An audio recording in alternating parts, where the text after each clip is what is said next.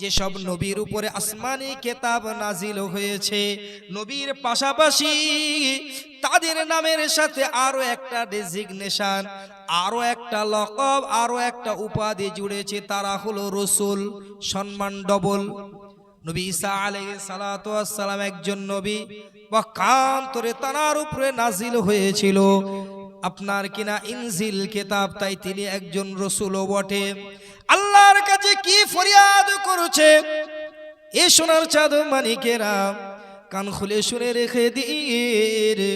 একজন নবী একজন রাসূল হওয়ার পরেও আল্লাহর কাছে ফরিয়াদ করলেন, আল্লাহ নবী মুসা আলাইহিস সালাতু ওয়াস সালাম আখিরি জামানার নবীর উম্মতগুলো নিজের করে পেতে চেয়েছিল, আমি উম্মতকে নিজের করে পেতে চাই না, বরঞ্চ যে নবীর উম্মত বড় সম্মানিত হবে সেই নবীর উম্মত হিসাবে আমাকেও আপনি কবুল করে নিন। এই নবী ঈসা আলাইহিস সালাতু ওয়াস সালাম কি দোয়া করলেন? আমি নবী প্লাস রাসূল, আমার জীবনের খায়েশ, আমার জীবনের ড্রিম, আমার জীবনের স্বপ্ন হলো আখিরি জামানার নবীর উম্মত হওয়া। আমি আপনি কি কোনো দরখাস্ত করেছিলাম? আসলে ভাই, যে জিনিসটা সহজে পাওয়া যায় তার কদর আমরা করতে পারি না। একজন ব্যক্তি ট্রেনে করে যাচ্ছে, গায়ে দামি শাল, পায়ে নতুন দামি জুতো, হাতে একটা 10 টাকার রুমাল। ইন দ্য মিন টাইম ট্রেনে এক আগন্তুক একজন ব্যক্তি ওই সুন্দর পোশাক পরিহিত, সুন্দর চাদর গায়ে দেওয়া ব্যক্তির পাটা মারিয়ে চলে গেল। আচ্ছা, পায়ে যখন কাদা লেগে গেছে, ধুলা লেগে গেছে, হাতে 10 টাকার রুমাল আর গায়ে 1000 টাকার কাশ্মীরি শাল, ওই ধুলোটা কোনটা দিয়ে মোছা উচিত বলেন তাড়াতাড়ি? জি, কথা বলে না কেন? আরে কথা বলেন, আমার ভাষা বুঝতে অসুবিধা হচ্ছে, সমস্যা কি? কথা বলতে হবে তো। কোনটা দিয়ে মোছা উচিত, 1000 টাকার শাল নাকি 10 টাকার রুমাল?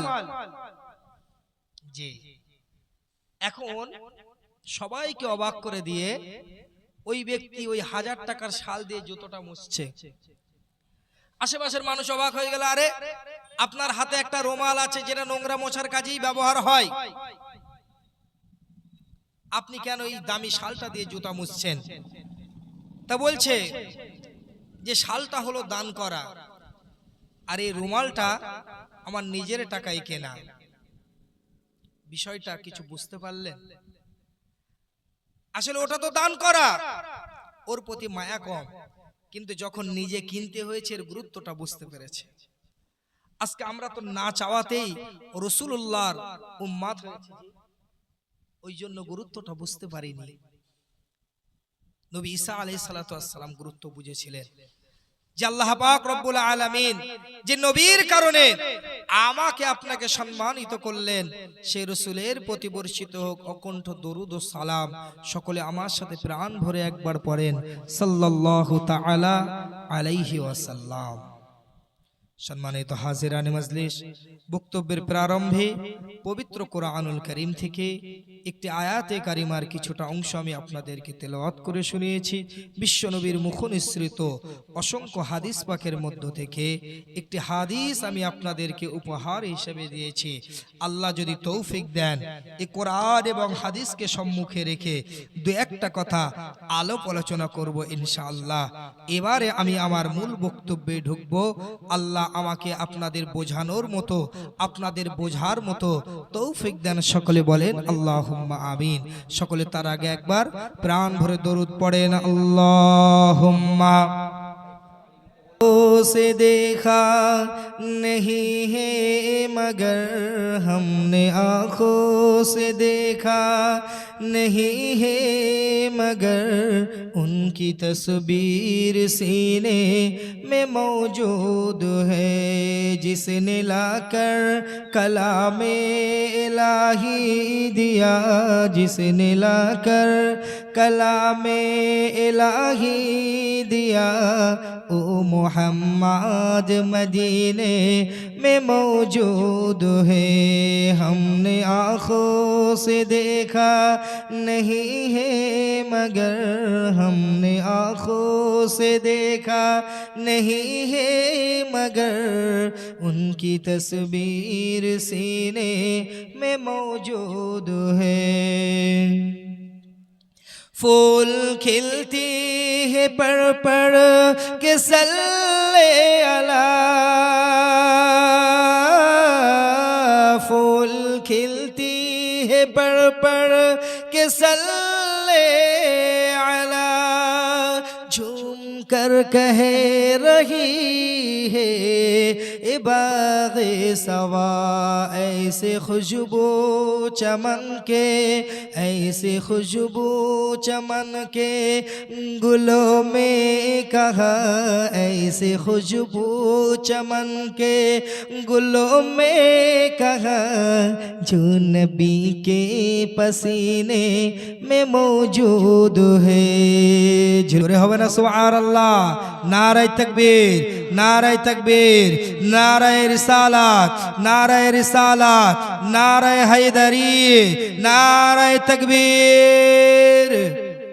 हमने आँखों से देखा नहीं है मगर, हमने आँखों से देखा नहीं है मगर, उनकी तस्वीर सीने में मौजूद है। जिसने लाकर कलामे इलाही दिया, जिसने लाकर कलामे इलाही दिया, ओ मोहम्मद मदीने में मौजूद है।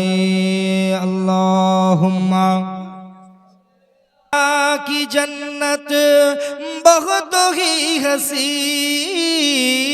हमने माना कि जन्नत बहुत ही हंसी, छोड़कर हम मदीना न जाए कहीं, यूं तो जन्नत में सब है, यूं तो जन्नत में सब है, मदीना नहीं, क्योंकि जन्नत में सब है, मदीना नहीं, और जन्नत मदीने में मौजूद है। जोरे बोलून ना सुभान अल्लाह, नारे तकबीर, नारे तकबीर। हमने माना कि जन्नत बहुत ही हंसी, हमने माना कि जन्नत बहुत ही हंसी, छोड़कर हम मदीना न जाए कहीं, यूं तो जन्नत में सब है, मदीना नहीं, और जन्नत मदीने में मौजूद है। हमने आँखों से देखा नहीं है मगर, हमने आँखों से देखा नहीं है मगर, उनकी तस्वीर सीने में मौजूद है। जिसने लाकर कलामे इलाही दिया, जिसने लाकर कलामे इलाही दिया, ओ मोहम्मद मदीने में मौजूद है। अल्लाहुम्मा नौजवान तरुणेरा সোনার চাঁদ মানিকেরা, আল্লাহর কোরআন জানাচ্ছেন লা আসালুকুম আলাইহি আজরান ইল্লাল মাউনদাতা ফিল কুরবা। আল্লাহর কোরআন খুলুন 25 নম্বর পারা 5 নম্বর পৃষ্ঠা, সূরার নাম সূরাতুশ শুরা। আল্লাহ পাক রব্বুল আলামিন দাত্তহীন ভাষায় জানিয়ে দিয়েছেন লা আসালুকুম আলাইহি আজরান ইল্লাল মাউনদাতা ফিল কুরবা।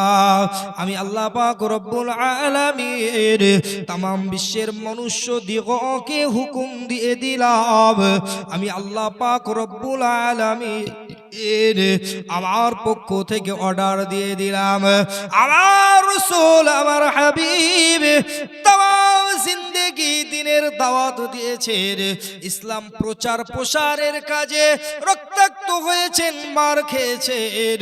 রাসূল আমার কোনোদিন বিনিময় চাননি। একমাত্র রাসূল যেটা আমার বান্দা বান্দির কাছে চেয়েছেন সেটা হলো ইল্লাল মাওয়াদ্দাতা ফিল কুরবা। আল্লাহ রাসূল যেটা চেয়েছেন তার নিকটাত্মীয়, তার আহলে বায়তের ভালোবাসা। সাহাবীরা জিজ্ঞাসা করলেন, ইয়া রাসূলুল্লাহ, ইয়া হাবিবাল্লাহ, আপনার নিকটাত্মীয়, আপনার পরিবার বর্গ, আপনার আহলে বায়াত কারা? আল্লাহ রাসূল সাল্লাল্লাহু আলাইহি ওয়াসাল্লাম, হুজুর আমার দিন দুনিয়ার বাদশাহ, এক উরুতে হাসানকে বসালেন, অপর উরুতে হুসাইন রাদিয়াল্লাহু তাআলা আনহুমাকে বসালেন। অতঃপর আল্লাহ রাসূল সাল্লাল্লাহু আলাইহি ওয়াসাল্লাম একদিকে মা ফাতেমাতুজ জোহরা রাদিয়াল্লাহু তাআলা আনহা, অপরদিকে আলী কাররামাল্লাহুল ওয়াজহ রাদিয়াল্লাহু তাআলা আনহু, হুজুরকে নিয়ে একটা কালো চাদর দিয়ে তাদের সকলকে ঢেকে দিলেন। আল্লাহ রাসূল সাহাবীদেরকে জানিয়ে দিলেন, ও সাহাবীরা শোনো, আমি রাসূলুল্লাহ ঘোষণা দিয়ে দিলাম, এরাই হলো আমার বংশধর, এরাই হলো আমার আহলে বায়ত। বলুন সুবহানাল্লাহ। আজকে সেই আহলে বায়তের ভালোবাসায় এখানে উপস্থিত হয়েছে।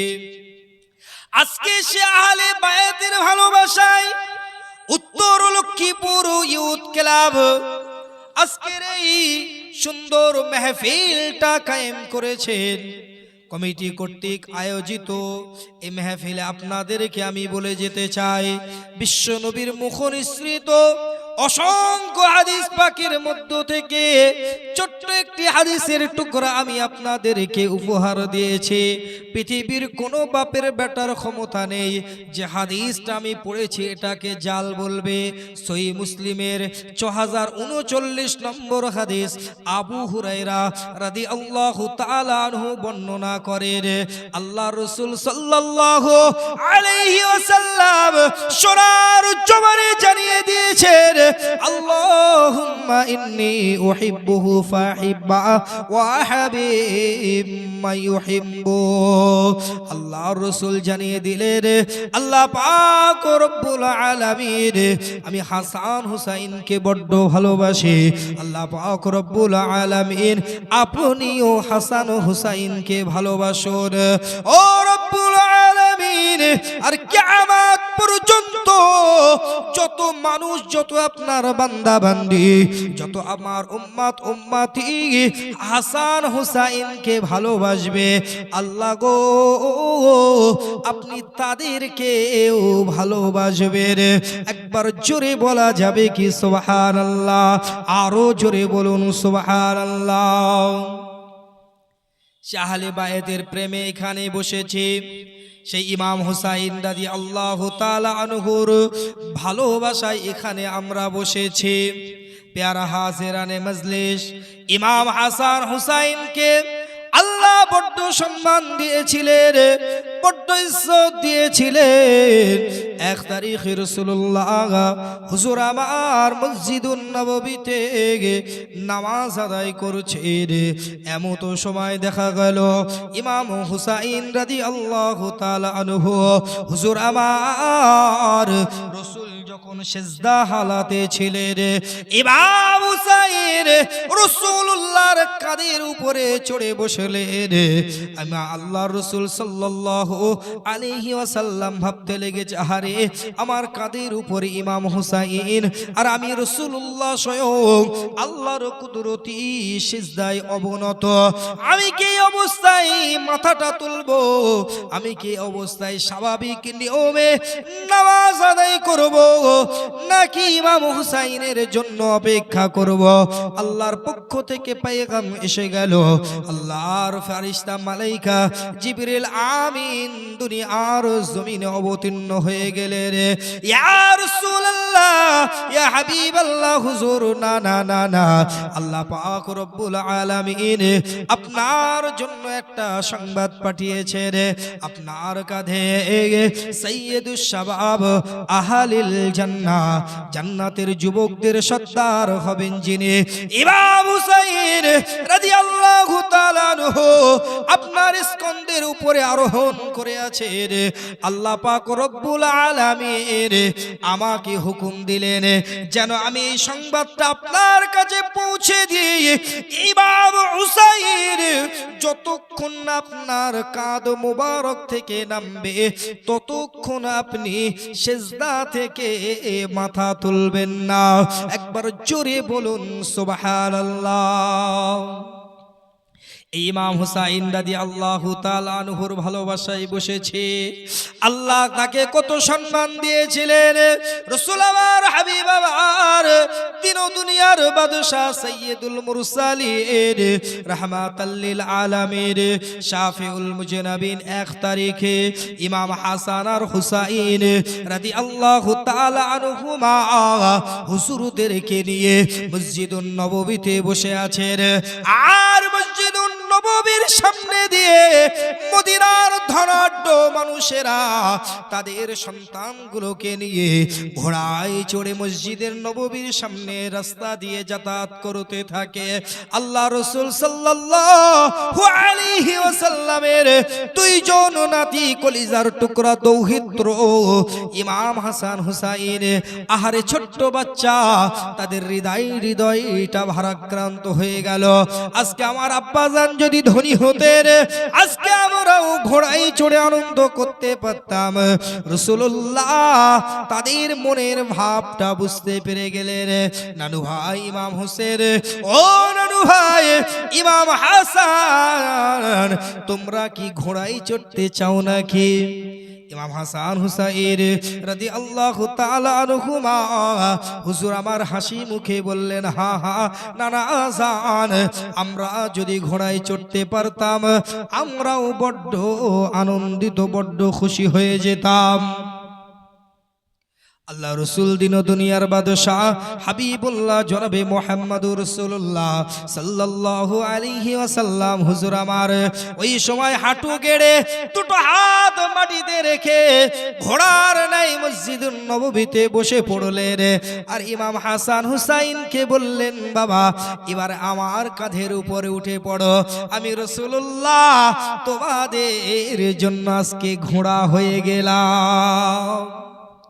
আল্লাহ রসুলের কাঁধে চড়েছে ইমাম হাসান আর হুসাইন রাদিয়াল্লাহু তাআলা আনহুমা।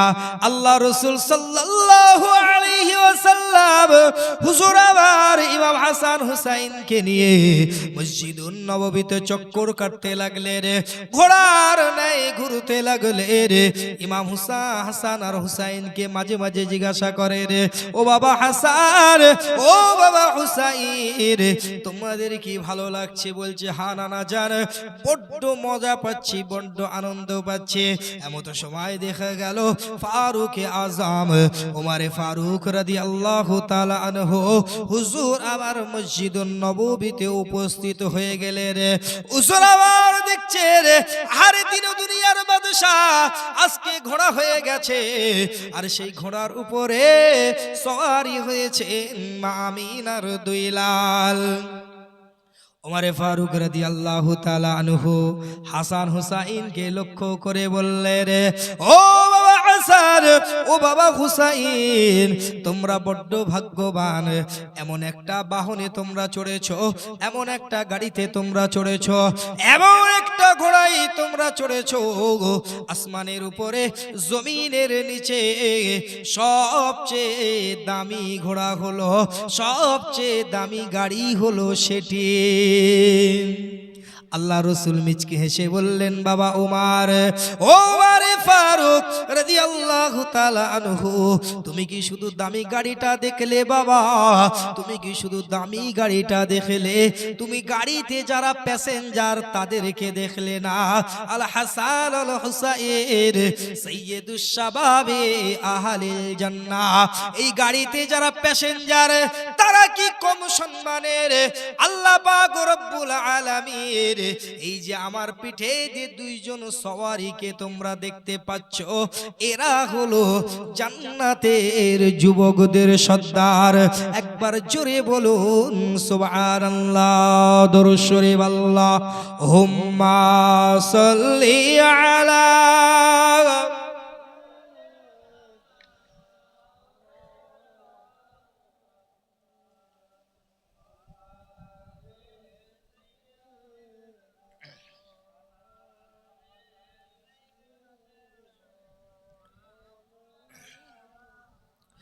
মুসলমান আমার ভাই জানেরা, নওজোয়ান তরুণেরা, আম্মারা বোনেরা, সেই ইমাম হুসাইন রাদিয়াল্লাহু তাআলা আনহুর ভালোবাসায় আমরা এখানে বসেছি।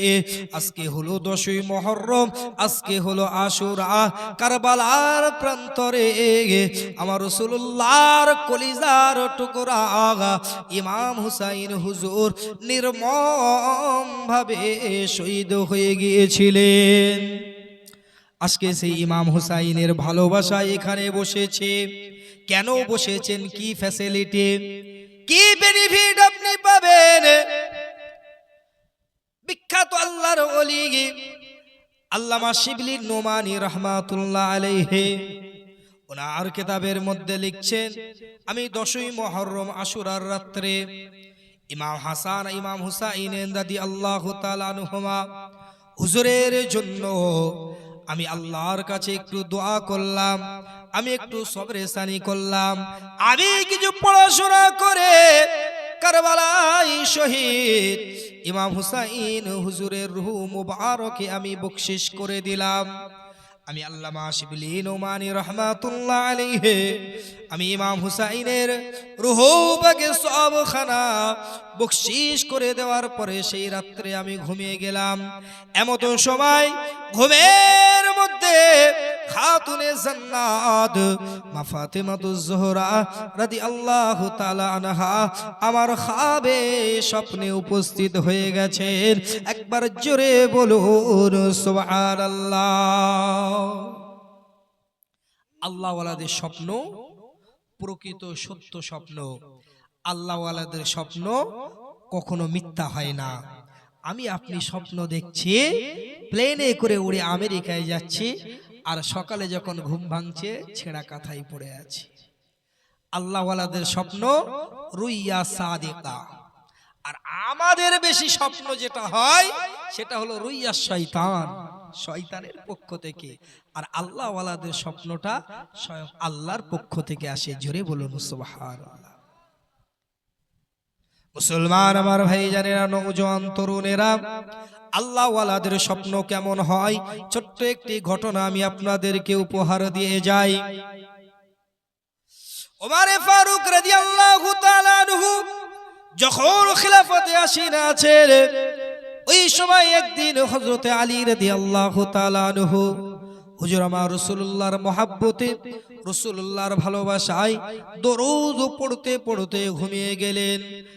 আর হযরতে আলী রাদিয়াল্লাহু তাআলা আনহু যখন ঘুমিয়ে পড়লেন, আর সুবে সাদিকের সময় তিনি স্বপ্ন দেখছেন যে তিনি ফজরের নামাজ পড়তে মসজিদুন নববীতে চলে গিয়েছেন, আর স্বয়ং রাসূলুল্লাহ মসজিদুন নববীতে ইমামতি করছেন। বলুন সুবহানাল্লাহ। হযরতে আলী রাদিয়াল্লাহু তাআলা আনহু বর্ণনা করেন, আমি স্বপ্নে স্বপ্নে রাসূলের পিছনে ইক্তেদা করলাম। রাসূল আমার ফজরের নামাজখানা আদায় করে নিয়ে যখন সাহাবীদের দিকে মুখ করে ওয়াজ ও নসিহতমূলক কিছু কথাবার্তা বলছেন। এমন সময় দেখা গেল মদিনার একজন বুড়ি মা এক কাঁদি খাজুর নিয়ে উপস্থিত হয়ে গিয়েছে। ইয়া রাসূলুল্লাহ, ইয়া হাবিবাল্লাহ, হুজুর এই খাজুরগুলো আপনি রেখে দেন, আপনি নিজে খান, সাহাবীদের দেন, আম্মা জানদের খাওয়াবেন। আমি বুড়ি মা, আমার গাছে প্রথম খেজুর হয়েছে।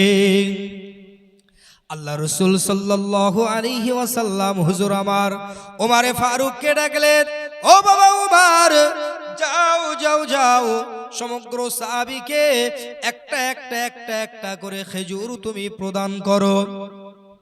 ওমরে ফারুক রাদিয়াল্লাহু তাআলা আনহু একটা একটা একটা একটা করে খেজুর সমস্ত সাহাবীগণ হুজুরকে দিতে লাগলেন। 16 নম্বরে হযরতে আলী রাদিয়াল্লাহু তাআলা আনহুর হাতে একটা খেজুর পৌঁছে দিলেন। আর আলী রাদিয়াল্লাহু তাআলা আনহু স্বপ্নে স্বপ্নে সেই সুস্বাদু খেজুরটা খেয়ে ফেললেন। হযরত আলী রাদিয়াল্লাহু তাআলা আনহু বর্ণনা করেন, অতঃপর আমার ঘুমটা ভেঙে গেল, আর আমি অবাক হয়ে দেখলাম একটু আগে যে খেজুরটা আমি স্বপ্নে স্বপ্নে খেয়েছিলাম, সেই খেজুরের মিষ্টতা, সেই খেজুরের স্বাদ এখনো আমার মুখে লেগে আছে। একবার জোরে বলুন সুবহানাল্লাহ। আমার ঘুমটা ভেঙে গেল। আমি আলী রাদিয়াল্লাহু তাআলা আনহু গুটি গুটি পায়ে মসজিদুন নববীতে নামাজ পড়ার জন্য রওনা হয়ে গেলাম। নামাজ পড়ার জন্য রওনা হয়ে গেলাম। তখন খলিফা ছিলেন ওমর ইবনুল খাত্তাব রাদিয়াল্লাহু তাআলা আনহু। হুজুর আমার ফজরের নামাজটা শুরু করে দিলেন। আমি খেয়াল করে দেখলাম, লক্ষ্য করে দেখলাম, আমি স্বপ্নে স্বপ্নে রাসূলের পিছনে নামাজ পড়েছিলাম। রাসূলুল্লাহ কোরআন থেকে যে সূরাটা পড়েছিলেন, হযরতে ওমরে ফারুক সেই একই সূরা তেলাওয়াত করতে লেগেছেন। বলুন সুবহানাল্লাহ। নামাজ শেষ হয়ে গেল। হযরত আলী রাদিয়াল্লাহু তাআলা আনহু অন্যান্য সাহাবীগণ মসজিদে বসা আছেন। আর স্বপ্নে যেমনটি দেখেছিলেন ঠিক তদ্রূপ ওই মহিলা বুড়ি এক কাঁদি খাজুর নিয়ে ওমরে ফারুকের কাছে উপস্থিত হয়ে গেলেন।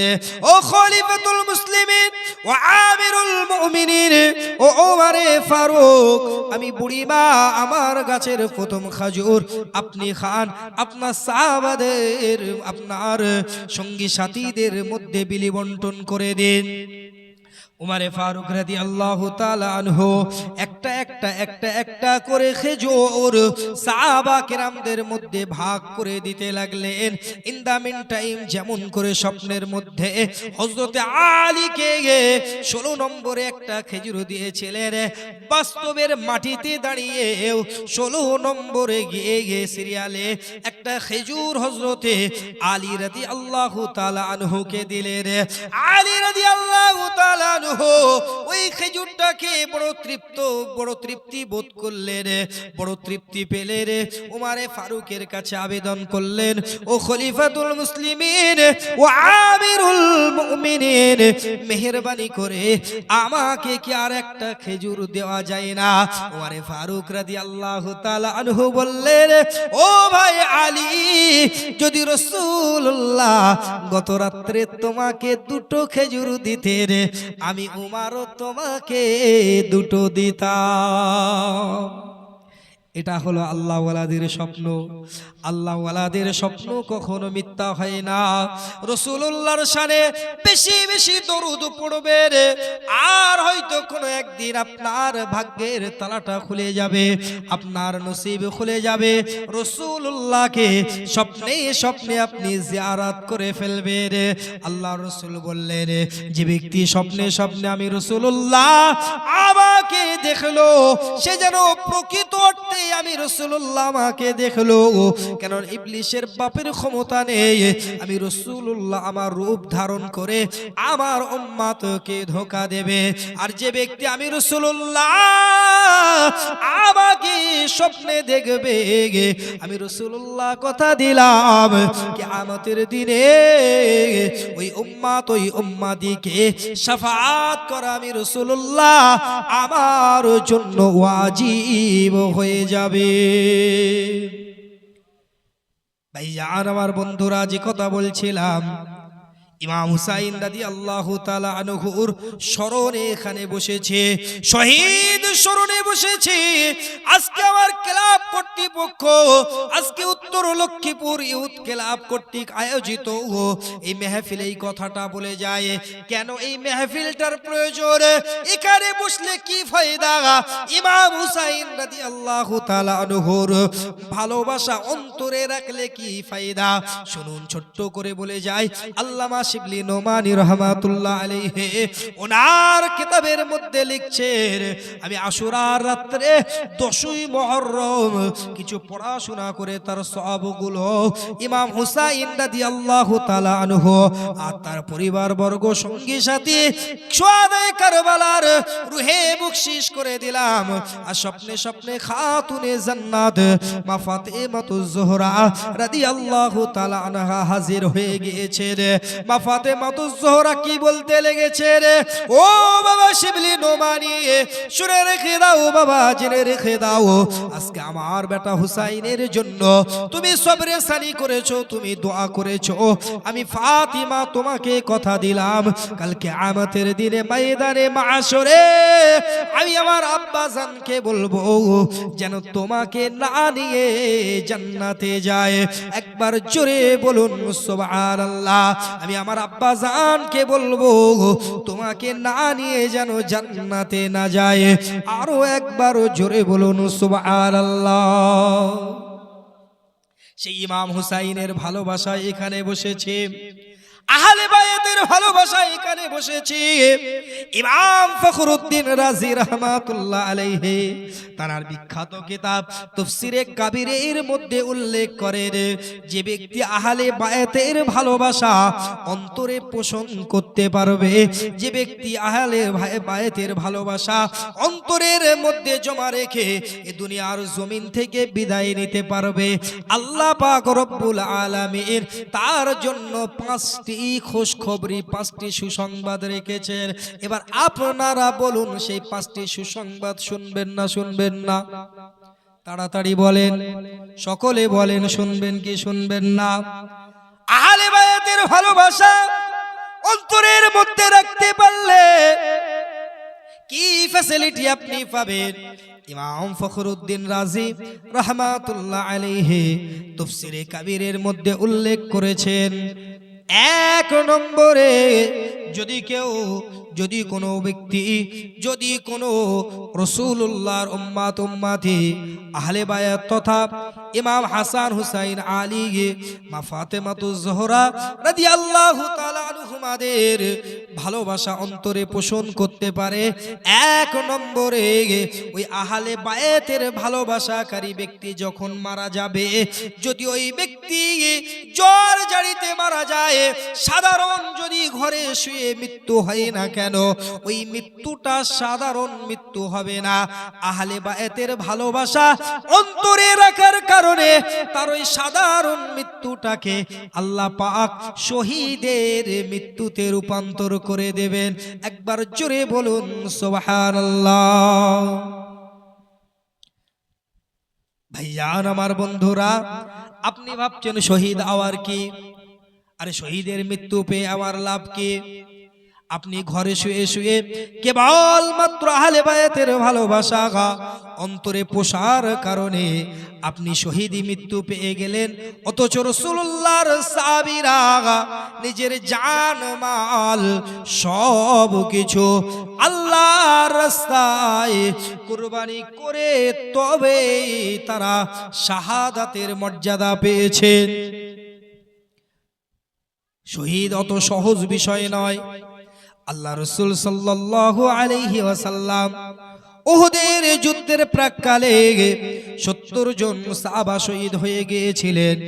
আল্লাহর রাসূল দেখছেন, যখন সে সাহাবীদের লাশগুলো এক জায়গায় একত্রিত করা হচ্ছিল, আল্লাহর রাসূল দেখলেন সেখানে 2টো লাশ মিসিং আছে, 2টো দেহ মোবারক সেখান থেকে মিসিং, নিখোঁজ। একটা হলো হযরতে হানজালা রাদিয়াল্লাহু তাআলা আনহু, আর একটা হলো রাসূলুল্লাহর চাচা স্বয়ং হামজা রাদিয়াল্লাহু তাআলা আনহু। আল্লাহ রাসূল সাহাবীদেরকে বললেন, ও সাহাবীরা, ওই দুটো লাশ তোমরা খোঁজ করতে থাকো, সার্চ করে দেখো কোথায় সেই লাশ দুটো, কোন পাহাড়ের কোণে, পাহাড়ের পাদদেশে পড়ে আছে। সাহাবীরা খুঁজে খুঁজে দেখলেন যে একজন সাহাবীর লাশ পাওয়া গেছে, তার নাম হলো হানজালা রাদিয়াল্লাহু তাআলা আনহু। আল্লাহ রাসূল অবাক হয়ে গেলেন, হানজালার লাশটা সামনে পড়ে আছে আর আমরা তাকে দেখতে পাইনি। ওই সময় আপনার কিনা আল্লাহর পক্ষ থেকে ফেরেশতা জিবরিল আমিন দুনিয়ার জমিনে আগমন করে বলে দিলেন, ইয়া রাসূলুল্লাহ, ইয়া হাবিবাল্লাহ, হানজালার লাশটা খুঁজে পাওয়া যাচ্ছিল না। তার কারণটা হলো হানজালা গত রাত্রে বিবাহ করেছে আর বাসর ঘর ছেড়ে আপনার ডাকে যুদ্ধে সাড়া দিয়েছে। হানজালা রাদিয়াল্লাহু তাআলা আনহু জুনুবী অবস্থায় ছিলেন, তাই আল্লাহ পাক রব্বুল আলামিন তৃতীয় আসমানে তুলে নিয়ে তাকে জমজমের পানি দ্বারা আল্লাহ পাক গোসল করাচ্ছিলেন। একবার জোরে বলুন সুবহানাল্লাহ। তাই হানজালার লাশটা পেতে দেরি হয়েছে। হানজালা রাদিয়াল্লাহু তাআলা আনহুকে গাসিলুল মালাইকা বলা হয়, যাকে ফারিস্তারা স্বয়ং গোসল দিয়েছিলেন। বলুন সুবহানাল্লাহ। আরেকটা লাশ খুঁজে পাওয়া যাচ্ছিল না, সেই লাশটা হলো হামজা রাদিয়াল্লাহু তাআলা আনহুর। কেননা বেঈমান কাফেরেরা হামজা রাদিয়াল্লাহু তাআলা আনহুর লাশটা এত বেশি টুকরা করেছিল যে হামজা রাদিয়াল্লাহু তাআলা আনহুর নির্দিষ্ট কোনো শেপ, কোনো বডি ছিল না। আল্লাহ রাসূল বড্ড কষ্ট পেয়েছিলেন। হামজা রাদিয়াল্লাহু তাআলা আনহু আল্লাহ রাসূলের চাচা ছিলেন, বড্ড কষ্ট পেয়েছিলেন। নির্মম শহীদ দেখে আল্লাহ রাসূল এত ক্রন্দন করেছিলেন। সাহাবীরা বলেন, ইতিপূর্বে রাসূলুল্লাহকে আমরা এত বেশি কাঁদতে দেখিনি। আল্লাহ রাসূল সাল্লাল্লাহু আলাইহি ওয়াসাল্লাম এই নির্মম শাহাদাতের কারণে হামজা রাদিয়াল্লাহু তাআলা আনহুর লাশটা 70টা টুকরা করা হয়েছিল। আর তাই রাসূলুল্লাহ 70 বার হামজা রাদিয়াল্লাহু তাআলা আনহুর জানাজার নামাজ পড়েছিলেন। শহীদ এমনি এমনি হওয়া যায় না, জান মান বিসর্জন দিয়ে তবেই শাহাদাতের পেয়ালা পান করা যায়। ইমাম ফখরুদ্দিন রাজি রাহমাতুল্লাহ আলাইহি তার কিতাবের মধ্যে উল্লেখ করে দিলেন, যদি আহলে বায়াতের ভালোবাসা, যদি ইমাম হুসাইনের ভালোবাসা অন্তরে নিয়ে কোনো মুমিন মুসলমান মরতে পারে, ওর মরণটা সাধারণ মরণ নয়, বরং ওর মরণটা হয়ে যায় শাহাদাতের মরণ। বলুন সুবহানাল্লাহ। আরো জোরে বলুন সুবহানাল্লাহ। দরুদ শরীফ আল্লাহুম্মা।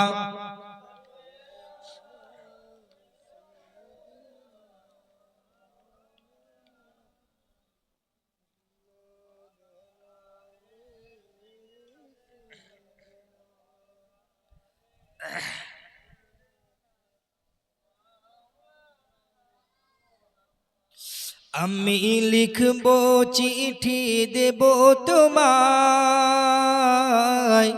পাখি পৌঁছে দিও রোজায়।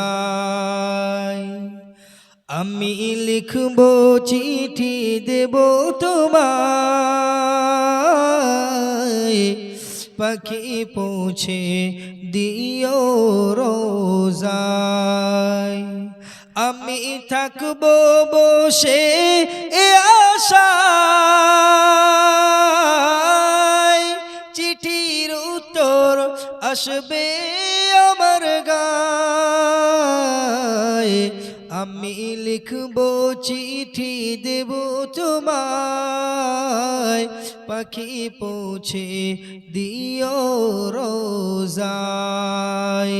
আল্লাহুম্মা সাল্লি আলা।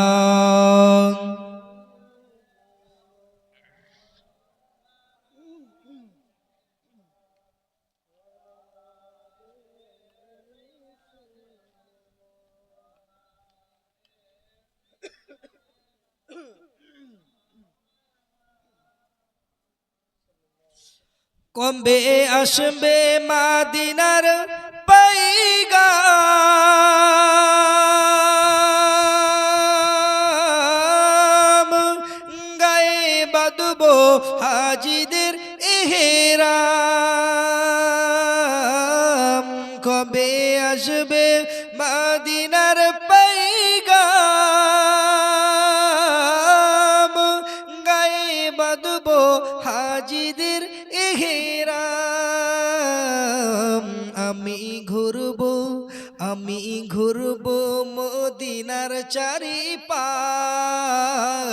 আর দু চোখে দেখবো সব যে গুম্বাদ। আমি ঘুরবো মদিনার চারিপাশ, দু চোখে দেখবো সব যে গুম্বাদ। আমি লিখবো চিঠি দেব তোমায়, পাখি পৌঁছে দিও রোজায়। তৃষ্ণায় কাতর আমারে মন, তৃষ্ণা মেটাবে কূপ জমজম। তৃষ্ণায় কাতর আমারে মন, তৃষ্ণা মেটাবে কূপ জমজম। সে পানি মাখবো আমি সারা গায়, পাখি পৌঁছে দিও রোজায়। আমি লিখবো চিঠি দেব তোমায়, পাখি পৌঁছে দিও রোজায়। চিঠির উত্তর যদি গো না পাই, এ জীবন মরণ সবই যে বৃথায়। চিঠির উত্তর যদি গো না পাই, এ জীবন মরণ সবই যে বৃথায়। যে প্রেমের চাদর, যে প্রেমের চাদর ওয়েসে করুণীর গায়, সে প্রেম নসিবে দিও গো আমায়। যে প্রেমের চাদর ওয়েসে করুণীর গায়, সে প্রেম নসিবে দিও গো আমায়। আমি লিখবো চিঠি দেব তোমায়, পাখি পৌঁছে দিও রোজায়। আল্লাহুম্মা সাল্লি আলা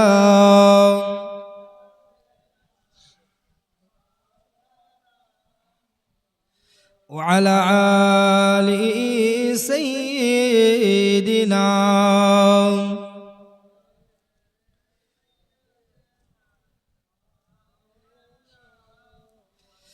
মুসলমান আমার ভাইয়েরা, নওজোয়ান তরুণেরা, সোনার চাঁদ মানিকেরা, ইমাম হুসাইন সহ আহলে বায়াতকে ভালোবাসলে এক নম্বরে বললাম, আপনার যদি সাধারণ মৃত্যু হয় না, আপনি শাহাদাতের মর্যাদা পাবেন।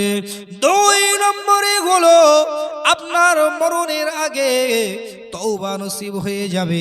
আল্লাহ রসুল বলছেন, যে ব্যক্তি মরণের আগে তওবা করে নেবে আর তওবার পরে যদি কোনো গুনাহ না করে, ওই মানুষটা বেশক জান্নাতি জান্নাতি।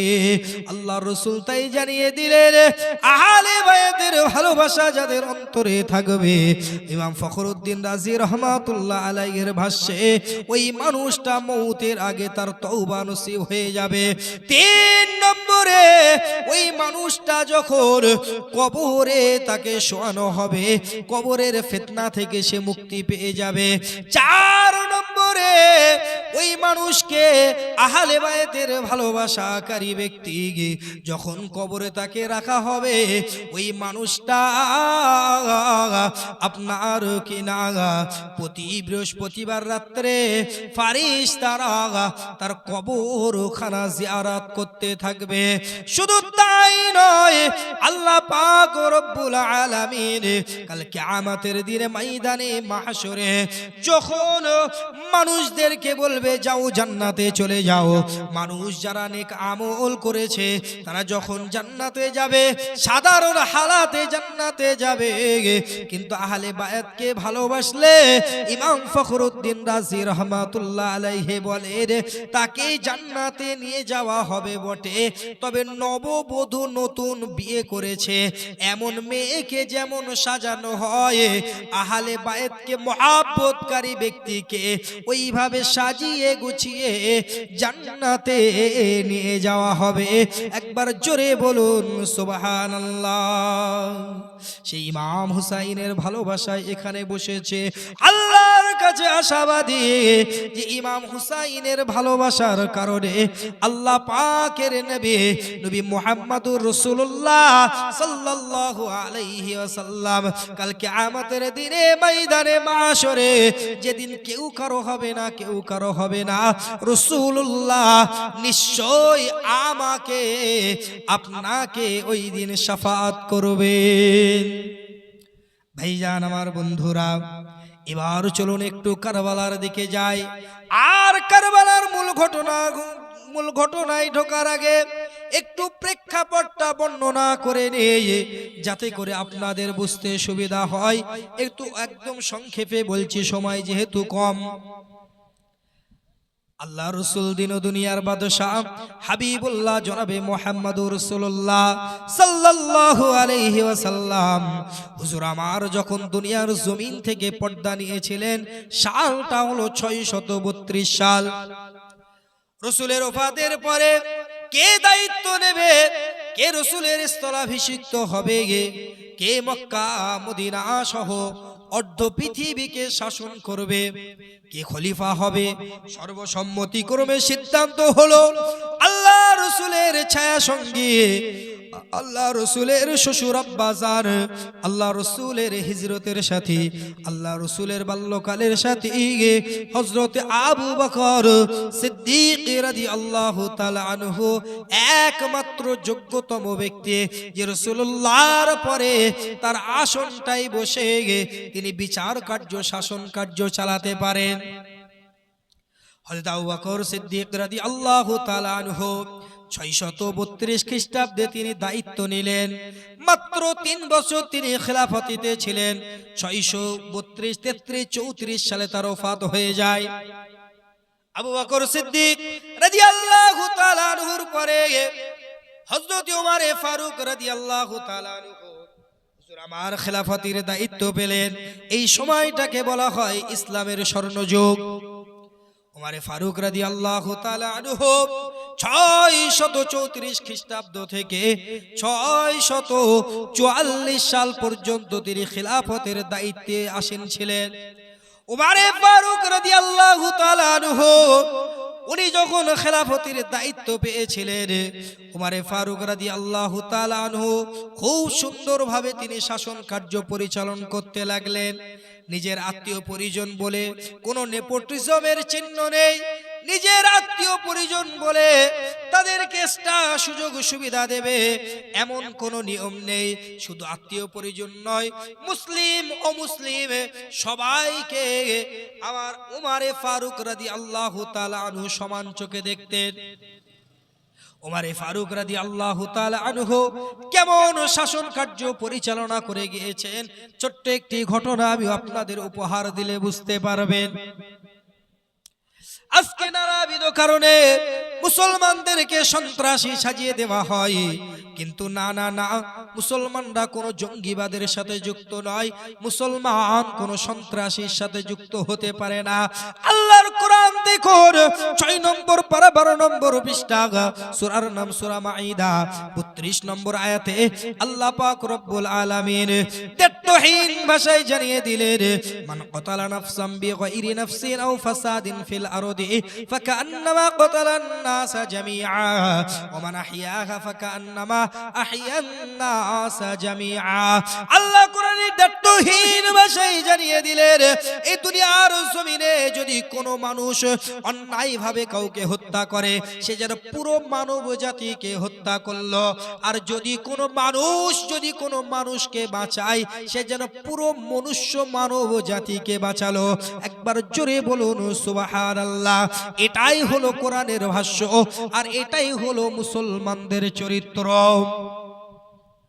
ওমর ফারুক রাদিয়াল্লাহু তাআলা আনহু অমুসলিম ভাইদের প্রতি কেমন তিনি সহৃদয় ছিলেন, কেমন তিনি ন্যায় বিচারক ছিলেন।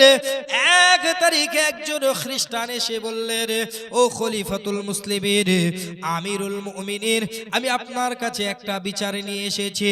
কি বিচার বলো?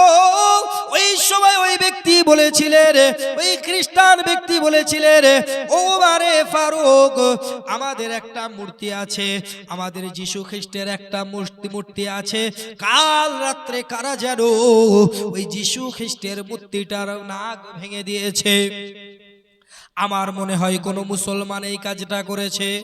ওমর ফারুক বললেন, যদি সত্যিই কোনো মুসলমান করে থাকে, আমি তোমাকে কথা দিলাম ওই মুসলমান কোনোদিনই আমার বিচারে রেহাই পাবে না। আমি ওমর নাই বিচার করব। ওমর আপনার কিনা একটা টিম গঠন করলেন, ডিটেকটিভ এজেন্সিকে দায়িত্ব দিলেন, যাও ঘুরে ঘুরে দেখো কে এই অপকর্মটা করেছে। একদিন যায়, দুদিন যায়, 1 সপ্তাহ পার হয়ে গেল। ওমর ফারুক রাদিয়াল্লাহু তাআলা আনহুর কাছে কোনো রিপোর্ট জমা পড়ে না।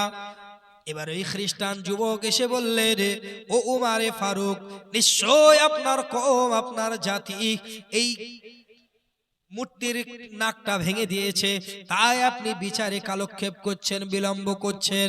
ওমর ফারুক বললেন, না না, তবে শোনো, আমার রাসূলুল্লাহ জানিয়ে দিয়েছেন, কোন সংখ্যালঘু এলাকায়, কোন মুসলিম অধ্যুষিত এলাকায় ওই মুসলিমদের দ্বারা যদি কোনো অমুসলিম আক্রান্ত হয়, আমি রাসূলুল্লাহ কাল কিয়ামতের দিনে ওই অমুসলিমের পক্ষ নিয়ে আমি মুসলমানের বিরুদ্ধে দাঁড়িয়ে যাব, আমি আল্লাহর কাছে বিচার দেব।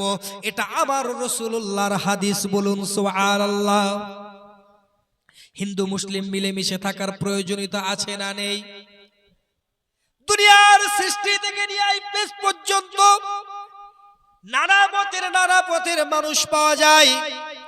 এই বৈপরীত্য কখনোই ঘোচানো সম্ভব নয়। তাই বুদ্ধিমানের কাজও হলো আমরা হিন্দু মুসলমান একে অপরের সাথে মিলেমিশে থাকবো, কোনো প্ররোচনায় পা দেব না। আজকে সমাজের এক শ্রেণীর মানুষ আছে, তারা হিন্দু মুসলিমের মধ্যে দাঙ্গা লাগিয়ে তারা ফায়দা লুটতে চায়। কিন্তু না, এটা কোরআন বলে না, এটা হাদিস বলে না যে অমুসলিমের উপর অত্যাচার করবে, অমুসলিম মুসলিমদের উপরে অত্যাচার করবে। বরং ইসলামের নীতি হলো একে অপরের সহাবস্থান করা, মিলেমিশে থাকা। এটাই হলো মানবতা, এটাই হলো মনুষ্যত্ববোধ। কয়েকদিন আগে আপনাদের মোথাবাড়ি কালিয়াচক খবরের শিরোনামে এসেছিল সাম্প্রদায়িক দাঙ্গার কারণে। আমি অবাক হয়ে গিয়েছিলাম যে মালদা জেলার মতো একটা জেলা, শান্তিপ্রিয় মানুষ, হিন্দু মুসলমান কাঁধে কাঁধ মিলিয়ে যেখানে বসবাস করে, সেখানে কেমন ভাবে সাম্প্রদায়িক দাঙ্গা বাঁধতে পারে। অবাক হয়ে গিয়েছিলাম। আমি বুঝতে পেরেছিলাম যে নিশ্চয় এর মধ্যে কেউ এমন ব্যক্তি আছে যে হিন্দু মুসলিমের মধ্যে ঝামেলা লাগিয়ে ফায়দা লুটতে চায়। এক শ্রেণীর শকুন আছে, তারা আপনার লাশের উপর দিয়ে ক্ষমতায় টিকে থাকতে চায়। একটা শকুনের বাচ্চা তার মায়ের কাছে আবদার করলো, মা, মানুষের গোশত খাবো, একটু মানুষের গোশত এনে দিতে পারবে? ওই শকুন বলল, হ্যাঁ বাবা, তোমাকে আমি মানুষের গোশত খাওয়াবো। মুসলমান আমার ভাইয়েরা, নওজোয়ান তরুণেরা, সোনার চাঁদ মানিকেরা, এইবারে ওই শকুনের বাচ্চা তার মা কি করলো, এক টুকরো শূকরের গোস্ত নিল আর এক টুকরো গরুর গোস্ত নিল। শকুনের বাচ্চা বলতে লেগেছে, মা আপনার কাছে আমি মানুষের গোস্ত খেতে চাইলাম, আর আপনি আমাকে শূকরের গোস্ত আর গরুর গোস্ত এনে দিলেন, এটা তো আমি খেতে চাইনি। বলল, বাবা অপেক্ষা কর। শুয়োরের গোস্তটা ফেলেছে মসজিদে আর গরুর গোস্তটা ফেলেছে মন্দিরে। সাম্প্রদায়িক দাঙ্গা লেগে গেল, হাজারে হাজারে কাতারে কাতারে লাশ পড়তে লাগলো। শকুন এবার বাচ্চাকে ডেকে বলল, খা, যত পারিস মানুষের গোস্ত খা। আজকে সমাজে এক শ্রেণীর শকুন আছে, হিন্দু মুসলমানের মধ্যে সম্প্রীতির সম্পর্কটাকে তারা নষ্ট করতে চায়। আজকে আমাদের দায়িত্ব নিতে হবে, খবরদার করে ওই শয়তানের পাতা ফাঁদে আমরা পা দেব না। হিন্দু মুসলিম আমরা কাঁধে কাঁধ মিলিয়ে ঐক্যবদ্ধভাবে চলবো, হ্যাঁ কিনা? চলবো কিনা কথা দেন? অবশ্যই এটা আমরা চলবো। মুসলমান আমার ভাইজানেরা, এটাই হলো রাসূলের আদর্শ। ওমর ফারুক রাদিয়াল্লাহু তাআলা আনহু, হুজুর আমার ওই সময়ে ওই খ্রিস্টান ব্যক্তিকে ডেকে বলেছিলেন, শোনো শোনো, কোন মুসলিম অধ্যুষিত এলাকায় কোন অমুসলিম যদি অন্যায়ভাবে তারা যদি অত্যাচারিত হয়, তারা যদি প্রতারিত হয়, তার দায়ভার আমাকে নিতে হবে। কেননা রাসূলুল্লাহ কাল তোমার পক্ষ নিয়ে আল্লাহর কাছে যদি আমার বিরুদ্ধে সাক্ষ্য দেয় যে ওমরের জমানায় ওমর অমুসলিমকে নিরাপত্তা দিতে পারেনি, তাদের দেবতার মূর্তির নাক ভাঙা হয়েছে।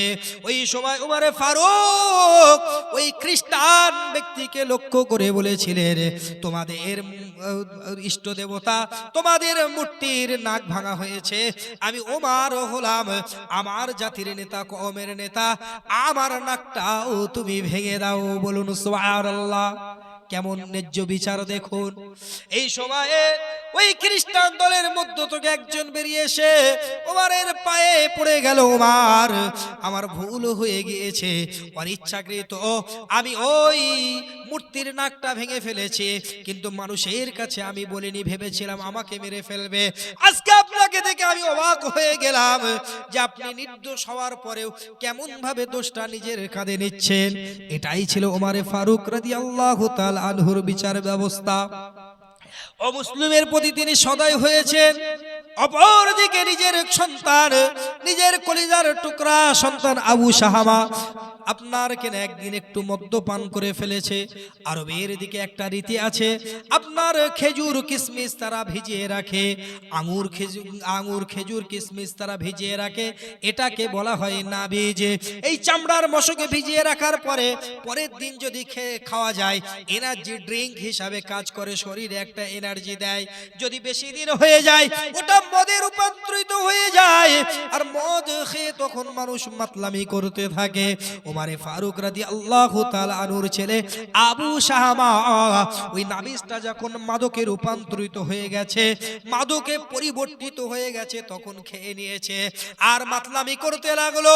ওমর ফারুক হুকুম দিলেন, না না, আমার ছেলে হোক আর যেই হোক, বিচার সবার জন্য সমান, নিজের হোক আর অপরের হোক, হিন্দু হোক আর মুসলিম হোক, ইহুদি হোক আর খ্রিস্টান হোক, সবার জন্য বিচার সমান।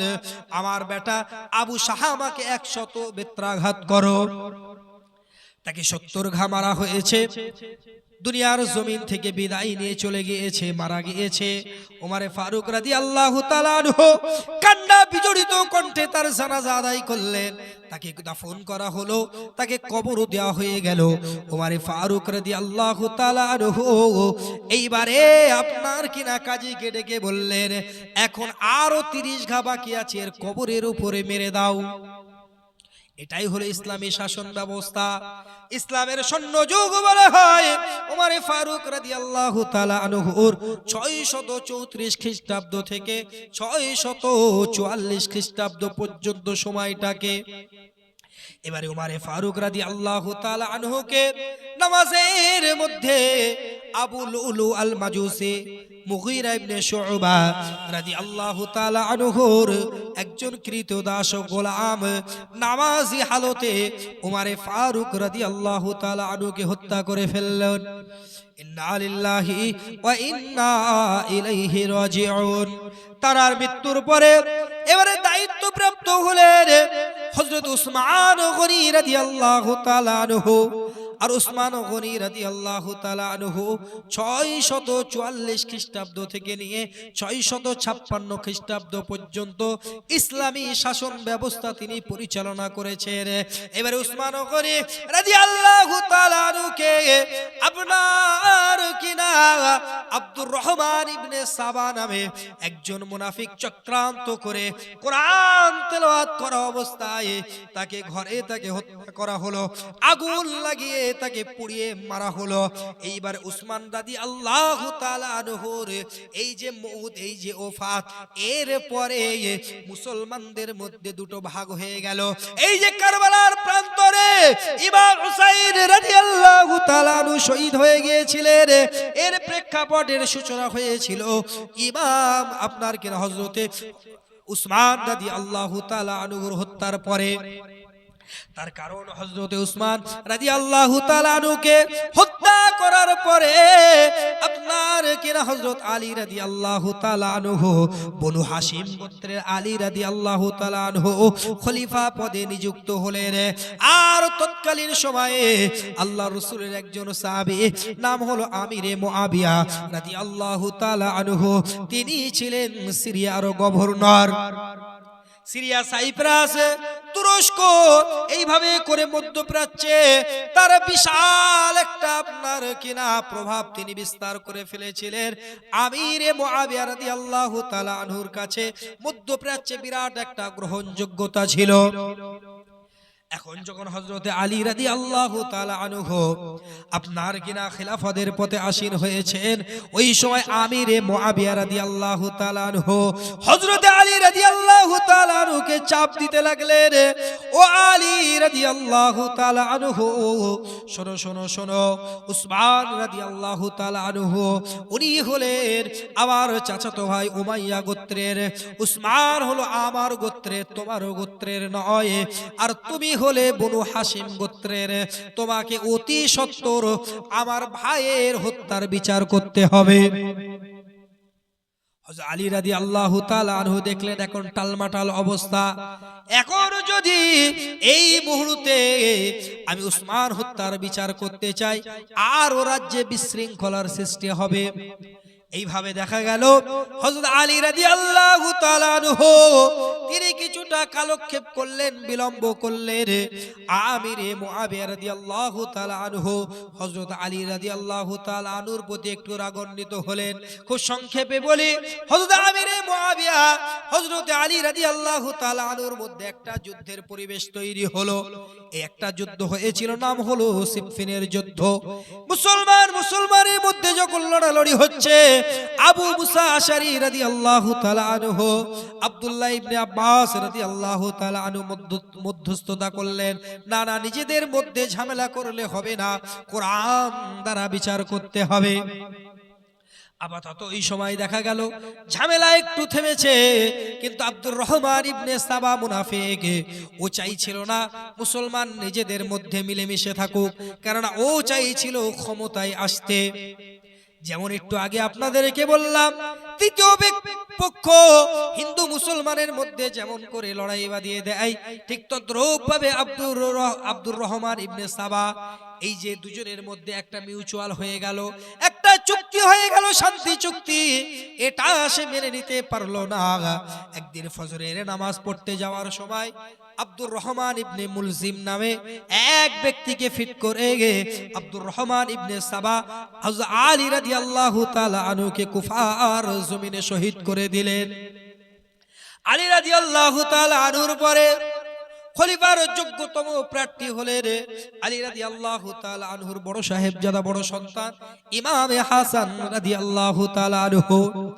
ইমাম হাসান রাদিয়াল্লাহু তাআলা আনহু তিনি ক্ষমতায় খলিফার পদে আসীন হয়েছেন। অপরদিকে আমিরে মুআবিয়া, এখন উসমান হত্যার বিচারও হলো না। এই যে নিজেদের মধ্যে একটা গরমাগর্মি একটা ভাব, ইমাম হাসান রাদিয়াল্লাহু তাআলা আনহু স্যাক্রিফাইস করলেন, নিজেকে সরিয়ে নিলেন। ও চাচা আমিরে মুআবিয়া রাদিয়াল্লাহু তাআলা আনহু, আপনি বয়োজ্যেষ্ঠ মানুষ, আপনি সুদক্ষ পরিচালক, আপনি রাষ্ট্র পরিচালনা করুন, আমি নিজেকে সরিয়ে নিচ্ছি। ইমাম হাসান রাদিয়াল্লাহু তাআলা আনহু 6 মাস তিনি খেলাফতের দায়িত্ব পালন করে হযরত আমিরে মুআবিয়া রাদিয়াল্লাহু তাআলা আনহুকে তিনি খেলাফতের পথে আসীন করেছিলেন। তবে চুক্তি হয়েছিল এটাই, আমিরে মুআবিয়ার মৃত্যুর পরে যদি আমার ভাই হুসাইন জীবিত থাকে, হুসাইন বড় দক্ষ পরিচালক, বড় বুদ্ধিমান, বড় মেধাবী, হুসাইনকে এই পদটা দিতে হবে। কিন্তু দেখা গেল হাসান রাদিয়াল্লাহু তাআলা আনহু তিনিও ইহুদিদের খ্রিস্টানদের চক্রান্তে দুনিয়ার জমিনে বিষ পান করে বিদায় নিয়ে নিলেন। আমির মুআবিয়া রাদিয়াল্লাহু তাআলা আনহু এইবারে যখন 670 খ্রিস্টাব্দে তিনি ভাবতে লেগেছেন আমার পরে কে খলিফা হবে, তখন কিছু মানুষ তাকে বলতে লাগলো, এখন মানুষের মধ্যে একটা ঝামেলা তৈরি হয়েছে, ফিতনা সৃষ্টি হয়ে গিয়েছে, আপনি একটা কাজ করেন, আপনার ছেলে ইয়াজিদকে ক্ষমতায় আপনি আসীন করে যান, আপনার ছেলেকে আপনি খেলাফতি দিয়ে যান। আমিরে মুআবিয়া রাদিয়াল্লাহু তাআলা একটু ভুল করে বসলেন, আপনার কি নাম মদ্যপ জুয়ারি ইয়াজিদকে ক্ষমতার পদে আসীন করে দেওয়ার ঘোষণা করে দিলেন। এইবারে মানুষের মধ্যে বিশৃঙ্খল সৃষ্টি হয়ে গেল। না না না না না, আমিরে মুআবিয়া রাদিয়াল্লাহু তাআলা আনহু, আপনাকে আমরা খলিফা বলে মেনে নিয়েছি, কিন্তু না, আপনার সন্তান ইয়াজিদকে আমরা খলিফা বলে মানি না। আমিরে মুআবিয়া রাদিয়াল্লাহু তাআলা আনহু বললেন, দেখো ইমাম হুসাইন রাদিয়াল্লাহু তাআলা আনহু যদি আমার সন্তান ইয়াজিদের বশ্যতা স্বীকার করে, তবে কি তোমরা ইয়াজিদকে নেতা বলে মেনে নেবে? বলল হ্যাঁ। যদি ইমাম হুসাইন রাদিয়াল্লাহু তাআলা আনহু আপনার সন্তান ইয়াজিদকে নেতা বলে মেনে নেয়, খলিফা বলে মেনে নেয়, আমাদের বায়াত হতে কোনো অসুবিধে নেই। আপনার কিনা 672 খ্রিস্টাব্দে আমিরে মুআবিয়া রাদিয়াল্লাহু তাআলা আনহু মদিনায় গেলেন। আর মদিনায় যাওয়ার পরে হযরত আব্দুল্লাহ ইবনে ওমর রাদিয়াল্লাহু তাআলা আনহু তাকে ডেকে বললেন, ও আব্দুল্লাহ ইবনে ওমর রাদিয়াল্লাহু তাআলা আনহু, শোনো, তুমি আমার চাচাতো ভাই, আজকে তুমি আব্দুল্লাহ ইবনে ওমর, তুমি আব্দুল্লাহ ইবনে আব্বাস, আব্দুর রহমান ইবনে আবু বকর, ইমাম হুসাইন রাদিয়াল্লাহু তাআলা আনহু, তোমরা কেন বিরোধিতা করছো? আমার ছেলে ইয়াজিদের বশ্যতা বায়াত কেন তোমরা গ্রহণ করছো না? আজকে তোমরা যদি গ্রহণ না করো, আজকে রাষ্ট্রের মধ্যে একটা বিশৃঙ্খলা দেখা দেবে, সুতরাং সেটা আমি কি করে সামলাবো বা তোমরাই কি করে সামলাবে? আবার নিজেদের মধ্যে যুদ্ধের একটা পরিবেশ আবহ তৈরি হবে। সুতরাং বুদ্ধিমানের কাজ হলো ইয়াজিদের হাতে বায়াত গ্রহণ করো। ওমরের বেটা আব্দুল্লাহ বললেন, না না, এটা তো মেনে নিতে পারি না। আপনি কেমন করে নিজের বেটা ইয়াজিদকে আপনার পদে আসীন করে যেতে পারেন? আবু বকর রাদিয়াল্লাহু তাআলা তো তার সন্তানকে খলিফা করে যাননি, উমরে ফারুক তো করে যাননি, উসমান করে যাননি, আলী রাদিয়াল্লাহু তাআলা আনহু করে যাননি। আপনি কেন নিজের বেটাকে খলিফার পদে আসীন করছেন? এটা তো রাসূলুল্লাহর আদর্শ নয়, এটা তো রোমার পারস্যদের ইহুদি খ্রিস্টানদের আদর্শ। এটা আপনি কেমন ভাবে পালন করতে পারলেন?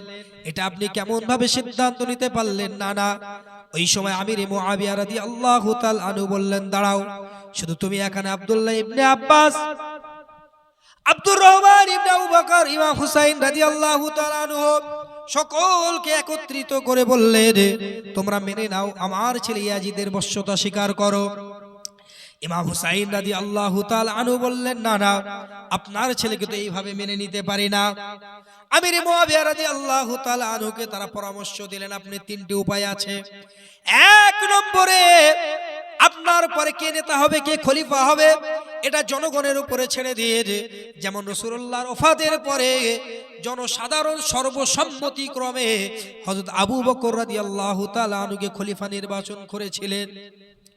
নতুবা আপনি আবু বকরের নীতি অনুসরণ করুন। আবু বকর রাদিয়াল্লাহু তাআলা আনহু তানার গোত্রের নয়, তানার বংশের নয়, তানার নিকটাত্মীয় নয়, অন্য গোত্রের অন্য বংশের উমারকে যেমন ভাবে নিযুক্ত করেছিলেন, আপনি আপনার বংশের বাইরে অন্য কাউকে নিযুক্ত করুন, তাহলে আর কোনো কথা হবে না।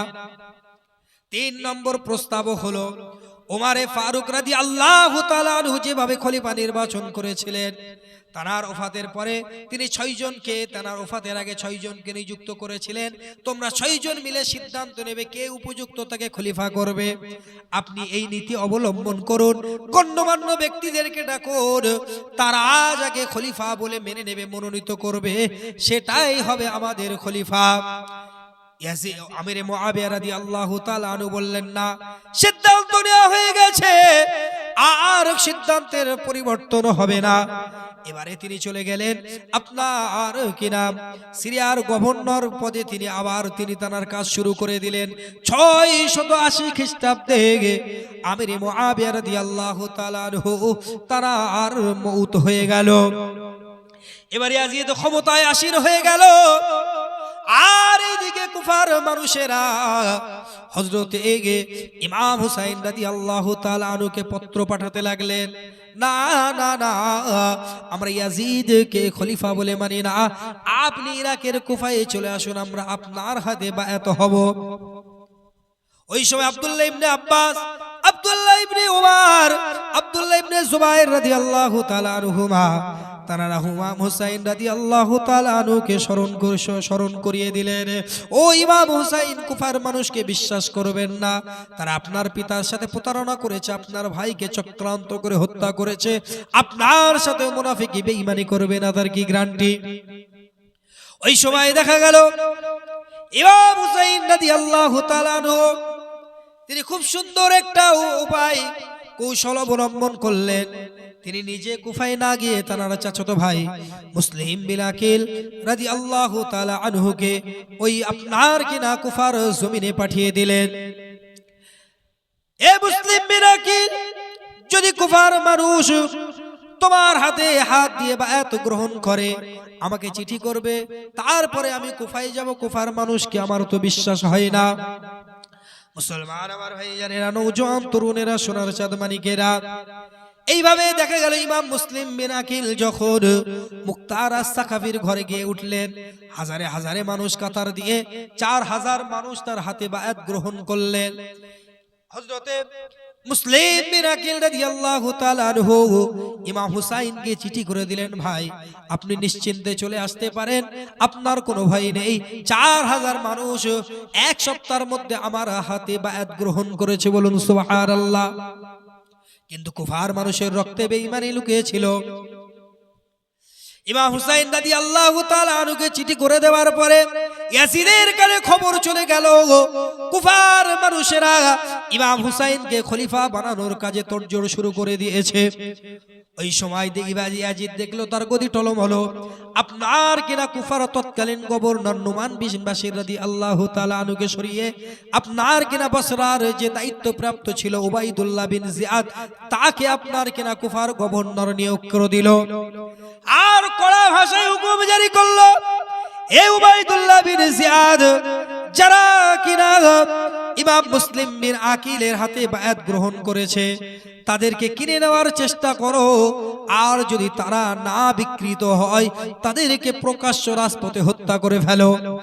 উবাইদুল্লাহ বিন যায়েদ দায়িত্ব নেওয়ার পরে আপনার কিনা গভর্নর হাউস থেকে প্রকাশ্য ঘোষণা দিয়ে দিল, এ কুফার মানুষেরা শোনো, আমি ইয়াজিদের পক্ষ থেকে আসছি, খলিফার পক্ষ থেকে, যদি তোমরা এই মুহূর্তে ইমাম মুসলিম বিন আকিলের যদি বশ্যতা, যদি বায়াত যদি না ত্যাগ করো, তোমাদেরকে হত্যা করা হবে। এইবারে দেখা গেল ইমাম মুসলিম বিন আকিলের পক্ষে যারা ছিল, তারা একে একে ইমাম মুসলিম বিন আকিলের আপনার দল ত্যাগ করতে লাগলো, জাহানের ভয়ে, প্রাণের ভয়ে। তাদের ঈমানের তেমন জোর ছিল না, এইবারে দেখা গেল ইমাম মুসলিম বিন আকিল আপনার কিনা মাগরিবের নামাজ আদায় করেছিলেন 30 জনকে নিয়ে, আর সালাম ফিরিয়ে দেখছেন পিছনে মাত্র 10 জন আছে। এইভাবে একে একে যখন তার পক্ষ থেকে আপনার সব সাপোর্ট সরে গেল, ইমাম মুসলিম বিন আকিলকে প্রকাশ্য ও রাজপথে হত্যা করা হয়েছিল। ইমাম মুসলিম বিন আকিল এবার ভাবতে লেগেছে, আহারে কি বড় সর্বনাশ করে ফেললাম, আমি শহীদ হয়ে যাব, আমি মারা যাব, কোনো দুঃখ নেই। কিন্তু ইমাম হুসাইনকে তো চিঠি করা হয়ে গিয়েছে, ইমাম হুসাইনের কি হবে? এদিকে ইমাম হুসাইন রাদিয়াল্লাহু তাআলা আনহু ইমাম মুসলিম বিন আকিলের চিঠি পেয়ে 8ই জিলহজ মক্কা থেকে আপনার কুফার পথে যাত্রা শুরু করলেন। দেখতে দেখতে 2রা মুহররম কারবালার প্রান্তরে দেখে যে যখন উপস্থিত হয়েছেন, তিনি দেখছেন সম্পূর্ণ সিচুয়েশন চেঞ্জ হয়ে গিয়েছে, সম্পূর্ণ অবস্থার পরিবর্তন হয়ে গিয়েছে। ইমাম মুসলিম বিন আকিলকে হত্যা করা হয়েছে, আর 4000 সৈন্য কারবালার প্রান্তরে দাঁড়িয়ে আছে ইমাম হুসাইনকে আপনার কিনা শহীদ করার জন্য, ইমাম হুসাইনের বিরোধিতা করার জন্য।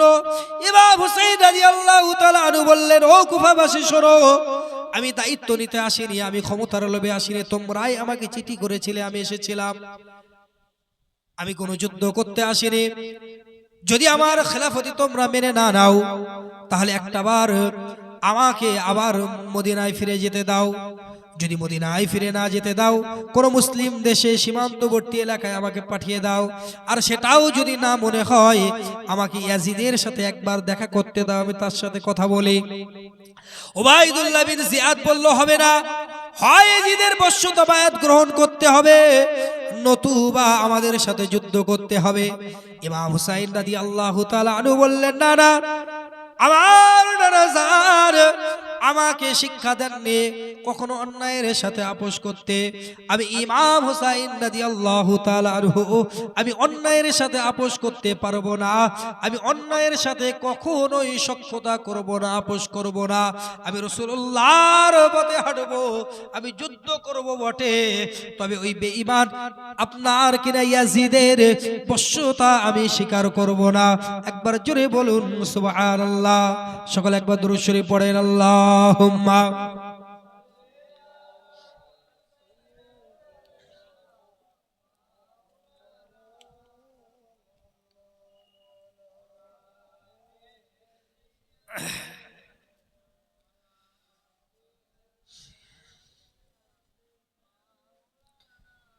আমাদের ঘুম পাচ্ছে নাকি বাবু?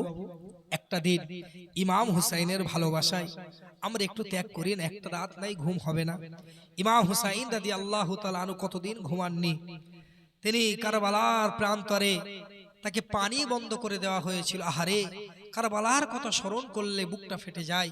ইমাম হুসাইন রাদিয়াল্লাহু তাআলা আনহু ছোট্ট সন্তান আলী আসগার, মাত্র 6 মাস, যখন যুদ্ধে তিনি লিপ্ত আছেন, আপনার কিনা বিবি শাহরবানু ইমাম হুসাইন রাদিয়াল্লাহু তাআলা আনহু বললেন, শোনো না, আমাদের কলিজার টুকরা সন্তান আলী, আপনার কিনা আলী আসগার, আজকে কিছুই খাওয়া হয় না, আমাদের বুকের দুগ্ধ শুকিয়ে গেছে পানি না খেয়ে, একটু আলী আসগারকে একটু পানি পান করিয়ে নিয়ে এসো না। ওই সময় ইমাম হুসাইন রাদিয়াল্লাহু তাআলা আনহু আলী আসগার রাদিয়াল্লাহু তাআলা আনহুকে পানি পান করাবেন। এমত সময় আপনার কিনা উবাইদুল্লাহ বিন জিয়াদের পক্ষ থেকে একটা তীর এসে তার বুকে গেঁথে গেল। আহারে, ইমাম হুসাইন রাদিয়াল্লাহু তাআলা আনহু মরা সন্তানটা তার বিবির কোলে দিয়ে বলেছিলেন, তোমার সন্তানকে এমন পানি পান করিয়েছি, আর কোনোদিন পানি খেতে চাইবে না। তারা শহীদ হয়ে গিয়েছিলেন। সেই শহীদ স্মরণে কি একটা রাত আমরা একটু কষ্ট করতে পারি না? কোন মুখে দাঁড়াবো রাসূলুল্লাহ সামনে? ইমাম হুসাইনকে কি ভালোবেসেছি আমরা। সম্মানিত হাজিরিন, ইমাম হুসাইন রাদিয়াল্লাহু তাআলা আনহু কখনো তিনি অন্যায়ের সাথে আপোষ করতেন না, এটা রাসূলুল্লাহর শিক্ষা। আজকে এই যে আপনাদের পাশে যে ক্লাব দেখতে পাচ্ছেন, এগুলো কিন্তু ভালো, এই যে সংগঠন, এটা করা উচিত। এর মৌলিক শিক্ষাই হলো এগুলো। আল্লাহ রাসূল নিজেই একটা ক্লাব করেছিলেন, নাম হলো হিলফুল ফজল। হিলফুল ফজল, শান্তি সংঘ বা মৈত্রী সংঘ, জনকল্যাণমূলক কাজ করতেন। আজকে আপনাদের ক্লাবের দায়িত্ব এটা হওয়া উচিত। ক্লাব কর্তৃপক্ষ আজকে আয়োজন করেছেন এই মাহফিল, আমি আপনাদেরকে বলে দিই যে রাসূলুল্লাহর ঢঙে ক্লাব চালান। রাসূলুল্লাহ হিলফুল ফুজুল ওই সংগঠন কিভাবে চালাতেন, যে সমাজের আত্মপীড়িত অত্যাচারিতদের ন্যায় বিচার প্রতিষ্ঠা করা, তার অধিকার রক্ষা করা, সমাজে শান্তি শৃঙ্খলা বজায় রাখা, এটা ছিল রসুলের যে ক্লাব হিলফুল ফুজুল তার নীতি আদর্শ। এটাও কিন্তু এই ক্লাবের কর্তৃপক্ষের উচিত এইগুলো নিজেদের মধ্যে রপ্ত করা, আয়ত্ত করা, তাহলেই কিন্তু এর সার্থকতা পাবে। খুব ভালো লাগছে যে আজকে একটা ক্লাব কর্তৃপক্ষ এত সুন্দর মাহফিলের আয়োজন করেছে, মসজিদ কমিটি করে, মাদ্রাসা কমিটি করে, গ্রামবাসী করে, আজকে আমার ক্লাব কর্তৃপক্ষ যুবক ভাইয়েরা এই যে সুন্দর মাহফিল কায়েম করলেন, আল্লাহ যেন এদের কবুল করেন, বলেন আল্লাহুম্মা আমিন। তবে ক্লাবের আরো অনেক দায়িত্ব থাকে, যে খেলাধুলোর একটা ব্যাপার থাকে, খেলাধুলো করাটা ভালো, খেলাধুলো এটা শরীর চর্চা নিয়েতে করবেন, খেলাধুলো করাটা অবশ্যই ভালো, তবে খেয়াল রাখতে হবে তিনটে বিষয়। খেলাধুলোকে কেন্দ্র করে যেন কোনো জুয়া না হয়, খেলাধুলোকে কেন্দ্র করে যেন নামাজ কাজা না হয়, আর মেয়ে ছেলে বেটা ছেলে একসাথে গান বাজনা হই হুল্লোড় যেন খেলাকে কেন্দ্র করে না হয়। তাহলে যদি শুধু শরীর চর্চার উদ্দেশ্যে খেলেন কোনো অসুবিধে নেই।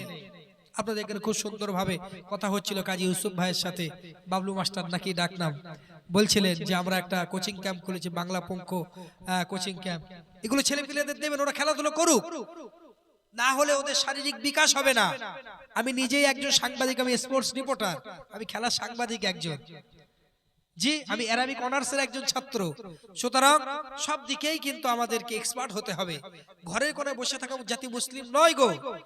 আমরা মনে করি শুধু যে মসজিদে গিয়ে যে তাসবিহ টানলেই যে আমার দায়িত্ব শেষ, জি না। জ্ঞান বিজ্ঞানে মুসলিমরা কত অবদান রেখেছে জানেন? কানুন ফিতিব ইবনে সিনার চিকিৎসা বিজ্ঞান, বাইবেল অফ দা সায়েন্স বলা হয়, মেডিকেল সায়েন্স। আপনার আব্বাস ইবনে ফিরিনাস এই যে প্যারাশুট তিনি আবিষ্কার করেছে, প্লেন থেকে শুরু করে সব মুসলমানদের সৃষ্টি গো। আজকে মুসলমানদের শিক্ষা দীক্ষার হার কম, জি না, এগুলো করবেন না। তো যে কথা বলছিলাম যে ইমাম হুসাইন রাদিয়াল্লাহু তাআলা আদর্শ ছিল যে না, অন্যায়ের সাথে আপোষ নয়। মুসলমান আমার ভাইজানেরা, নওজোয়ান তরুণেরা, একেবারে শেষ পর্যায়ে চলে এসেছে। ইমাম হুসাইন রাদিয়াল্লাহু তাআলা আনহু বললেন না না না না, আমি এটা কখনোই মেনে নেব না, আমি এটা মেনে নেব না, ইয়াজিদের বশ্যতা স্বীকার করব না। উবাইদুল্লাহ বিন জিয়াদ ওই সময় দ্ব্যর্থহীন ভাষায় বলল, ওই ইমাম হুসাইন তাহলে যুদ্ধের জন্য প্রস্তুত হয়ে যাও। ইমাম হুসাইন রাদিয়াল্লাহু তাআলা আনহু আপনার কিনা 9 মুহররম রাতে তিনি ঘুম থেকে উঠে আপনার কিনা দু চোখের পানি ছেড়ে দিয়ে কাঁদছেন। ওই সময় বোন জয়নাব জিজ্ঞাসা করলেন, ভাই হুসাইন কেন কাঁদেন? ওই সময় ইমাম হুসাইন রাদিয়াল্লাহু তাআলা আনহু বলতে লেগেছেন, ও বোন জয়নাব, আমি একটু আগে রাসূলুল্লাহকে স্বপ্নে দেখলাম, আর রাসূলুল্লাহ আমাকে বলেছেন, হুসাইন, ও নাতি হুসাইন, ও ভাই হুসাইন, আর কিছুক্ষণের মধ্যে ওই তো তোমার সাথে আমার দেখা হয়ে যাবে। আমার মনে হয় আমি রাসূলুল্লাহর কাছে চলে যাব, আমার মউত হয়ে যাবে, আমার শাহাদাত হয়ে যাবে, আমি এই জন্য কাঁদছি। ওই সময় আপনার কিনা ইমাম হুসাইন রাদিয়াল্লাহু তাআলা আনহু নানা জানের দেওয়া পাগড়িটা মাথায় বাঁধতে লাগলেন, আব্বা জানের দেওয়া তরবারি জুলফিকার তিনি কোমর থেকে বার করলেন। এমন সময় বিবি শহর বানো ইমাম হুসাইনকে ডাকতে লেগেছেন, ও হুসাইন একটু করে শুনে যান, শুনে যান, আপনার সাথে একটু কথা আছে। ইমাম হুসাইন বললেন, না না না, আমাকে আর পিছু ডেকো না, আমি আমার নানা জানকে খবর দেখে নিয়েছি, আজ হয়তো আমি শহীদ হয়ে যাব। বিবি সাহারা বানো বললেন, না না, আমি আপনাকে দুনিয়াবি কোনো কারণে ডাকছি না, আমি একটু আগে স্বপ্নে দেখলাম কারবালার প্রান্তরে একজন পাগল মহিলা, একজন পাগলিনী কারবালার প্রান্তর থেকে নুড়ি পাথর বালিগুলো তার কোচরে তার শাড়ির আঁচলে ভরতে লেগেছে। ওই মহিলাটাকে এই স্বপ্নের ব্যাখ্যাটা বলে যাবেন। ইমাম হুসাইন রাদিয়াল্লাহু তাআলা আনহু চোখের পানি ছেড়ে ঝরঝর করে কেঁদে বলেছিলেন, না না, ওটা কোনো আর পাগলিনী নয়, ওটা হলেন আমার মা ফাতেমা, আমার আম্মা জান ফাতেমা জান্নাত থেকে নেমে এসেছে। না জানে আমার বেটা ইমাম হুসাইনের লাশটা কোথায় পড়ে থাকে, কোথায় বালি পাথর আছে, আমার ইমাম হুসাইনের লাশটা পড়ে থাকবে, আমার বেটারও বড় কষ্ট হবে। তাই আমার মা কারবালার প্রান্তর প্রান্তরটা আঁচল দিয়ে ঝাড় দিয়ে পরিষ্কার করছে, বিবি আমাকে আর আটকেও না। ইমাম হুসাইন রাদিয়াল্লাহু তাআলা আনহু তিনি আপনার কিনা যুদ্ধের ময়দানে চলে গেলেন। আপনার কিনা 4000 সৈন্যের সাথে একা বীর বিক্রমে লড়াই করছেন। এমন তো সবাই একটু পিপাসিত বোধ করলেন, আজরা ভরে পানি তুললেন, আর বেটা আলী আসগরের কথা ভরে হয়ে গেল, পানিটা ফেলে দিলেন। এদিকে তৃষ্ণায় বুকটা ফেটে যায়, আবার হাতে করে পানি তুলেছে। এমন তো সময় শিমার বিন জুলজাউশান নামে একজন মুনাফিক, একজন কাফের, একজন নির্মম হৃদয়ের অধিকারী তীর ছুঁড়েছে ইমাম হুসাইন রাদিয়াল্লাহু তাআলা আনহুকে। তার কপালে এসে বিঁধে গিয়েছে, আপনার পানিখানা যেন লাল হয়ে গিয়েছে, টপ টপ করে খুন মোবারকে। ইমাম হুসাইন রাদিয়াল্লাহু তাআলা আনহু পানিটা আপনার কিনা ফুরাত নদী, বর্তমানে ইউফ্রেটিস নদী, ইউফ্রেটিস নদীতে ফেলে দিয়ে আল্লাহর কাছে দোয়া করলেন, আল্লাহ আমার নানাজানকে সৃষ্টি না করলে কিছুই সৃষ্টি হতো না। আজকে সেই নানাজানের নাতি আমি, আমার বেটা একটু পানি পেল না, আমি একটু পানি পেলাম না। আল্লাহ পাক রব্বুল আলামিন আপনি আমার জন্য হাউজে কাউসারের পানি নসিব করে দেবেন, বলেন সুবহানাল্লাহ। ইমাম হুসাইন রাদিয়াল্লাহু তাআলা আনহু যখন ভাবতে লেগেছে, এমন সময় দেখা গেল সিনান নামে একজন ব্যক্তি হযরত ইমাম হুসাইন রাদিয়াল্লাহু তাআলা আনহুর পিঠ মোবারকে তরবারি বসিয়ে দিয়েছে, আর তরবারিটা বার করে ইমাম হুসাইন রাদিয়াল্লাহু তাআলা আনহুর গর্দানে একবার চালিয়ে দিয়েছে। শিমার বিন জুলজাউশান হুকুম দিল, যাও হযরত ইমাম হুসাইনের মাথাটা ধর থেকে আলাদা করে দাও। আপনার কিনা ওর সাহস হলো না, সিনারের সাহস হলো না। খাওলা নামে এক ব্যক্তি ওই সময় নির্মম হৃদয়ের অধিকারী হযরত ইমাম হুসাইন রাদিয়াল্লাহু তাআলা আনহুর মাথাটা ধর থেকে আলাদা করে দিলেন। তার মাথাটা আহারে উবাইদুল্লাহ বিন জিয়াদ একটা আপনার কিনা বর্ষার মুখে ফুটিয়ে রেখেছে, আর লাঠি দিয়ে তার নাকে মুখে বোলাতে লেগেছে। আপনার কিনা আনাস ইবনে মালিক পার্সিয়ান রাসূলের সাহাবী বললেন, ও উবাইদুল্লাহ বিন জিয়াদ, না না না, ওখানে ছড়ি বোলাস না, আমি রাসূলুল্লাহকে দেখেছি ওই ঠোঁটে কতবার মোহাব্বত করে চুমু খেতে। মুসলমান আমার ভাই জানেরা, ইমাম হুসাইনের কাটা দেহটা কারবালার প্রান্তরে পড়ে রইল, আর তার কলিজার টুকরা ছোট্ট কন্যা ফাতিমা, কলিজার টুকরা ছোট্ট কন্যা সাকিনা এসে আব্বা জানের দেহটা জড়িয়ে ধরেছে। আব্বা, আব্বা আপনি বাড়ি চলুন, আপনাকে চলো তো ঘুম আসে না, কে নবীজির গল্প বলে ঘুম পাড়াবে। আব্বা আপনি বাড়ি চলুন, আপনি চুমা না খেলে আমি সাকিনা তো ঘুমাতে পারি না। ইমাম হুসাইন রাদিয়াল্লাহু তাআলা আনহু নির্মম ভাবে দুনিয়ার জমিন থেকে বিদায় হয়ে গেলেন। আব্দুল্লাহ ইবনে আব্বাস রাদিয়াল্লাহু তাআলা আনহু বলছেন, যেদিন আপনার কিনা কুফার প্রান্তরে, আপনার কিনা কারবালার ময়দানে ইমাম হুসাইন শহীদ হয়ে গিয়েছিলেন, সেই দিন আমি দেখলাম রাসূলুল্লাহ আমার স্বপ্নে এসে গিয়েছে। রাসূলুল্লাহ আমাকে জানিয়ে দিলেন, আব্দুল্লাহ ইবনে আব্বাস শোনো বাবা শোনো, আজকে ইমাম হুসাইন কারবালার প্রান্তরে নির্মম ভাবে শহীদ হয়ে গিয়েছে। আমার কলিজার টুকরা নাতির দেহটা মাথা থেকে আলাদা হয়ে গিয়েছে। আব্দুল্লাহ ইবনে আব্বাস বললেন, ইয়া রাসূলুল্লাহ আপনার নাতি হয়ে এত দুর্দশা কেন? এটা কেমন করে হলো? কেন আপনি আল্লাহকে বললেন না ইমাম হুসাইন রাদিয়াল্লাহু তাআলা আনহু যেন শহীদ না হন? আল্লাহ রাসূল বললেন, না না, আমি এই জন্য ইমাম হুসাইন রাদিয়াল্লাহু তাআলা আনহুর জন্য দোয়া করিনি, কাল কিয়ামতের দিনে ময়দানে মাহশরে আমার অনেক গুনাহগার উম্মতিকে আল্লাহ জাহান্নামায় দেবেন। জাহান্নামায় দেওয়ার জন্য যখন মনস্থির করবেন, আমি রাসূলুল্লাহ আমার কলিজার টুকরা ইমাম হুসাইনের ওই মাথাখানা নিয়ে জাহান্নামের দরজায় দাঁড়িয়ে থাকবো। আমি আল্লাহকে বলবো, আল্লাহ আমার উম্মতের নাজাতের জন্য আমি আমার কলিজার টুকরা ইমাম হুসাইনকে কুরবানি করে দিয়েছি। আজকে ইমাম হুসাইনের রক্তমাখা কাটা মাথার বিনিময়ে আমার উম্মতকে আপনি ক্ষমা করে দিন। আরো জোরে বলুন সুবহানাল্লাহ। সে উম্মত, সেই ইমাম হুসাইন রাদিয়াল্লাহু তাআলা আনহু শহীদ স্মরণে এখানে বসেছি। আল্লাহ পাক রব্বুল আলামিন আমাদের বসাকে কবুল করেন, সকলে বলেন আল্লাহুম্মা আমিন। সম্মানিত হাজিরিন, একটু শিক্ষা দেন। যে রাসূলুল্লাহর নাতি ইমাম হুসাইন রাদিয়াল্লাহু তাআলা আনহু তিনি আমাদের জন্য শহীদ হয়ে গিয়েছিলেন, তার জন্য আমাদের কিছু নৈতিক দায়িত্ব কর্তব্য আছে, এটা পালন করতে হবে। পাশাপাশি একটাবার ভাবুন রাসূলুল্লাহ আমাকে আপনাকে কতটা মহব্বত করেছেন, যাকে কোনোদিন দেখলাম না, যাকে চিনলাম না, তিনি আমাকে আপনার কতটা মহব্বত করেছেন। আল্লাহ পাক রব্বুল আলামিন ইমাম হুসাইনের ভালোবাসা আমাদের অন্তরে পয়দা করে দিক। কাল কিয়ামতের দিনে রাসূলুল্লাহর শাফাআত নিয়ে আমরা যেন দয়ার জান্নাতে যেতে পারি, তৌফিক আল্লাহ দান করেন। সকলে বলেন আল্লাহুম্মা আমিন। আসুন, রাত বেশ গভীর হয়ে গেছে, আমরা রাসূলুল্লাহর শানে একটু উঠে দাঁড়িয়ে সুদূর মদিনাতুল মুনআরায় সালামের নজরানা পাঠিয়ে দিই। ইয়া নবী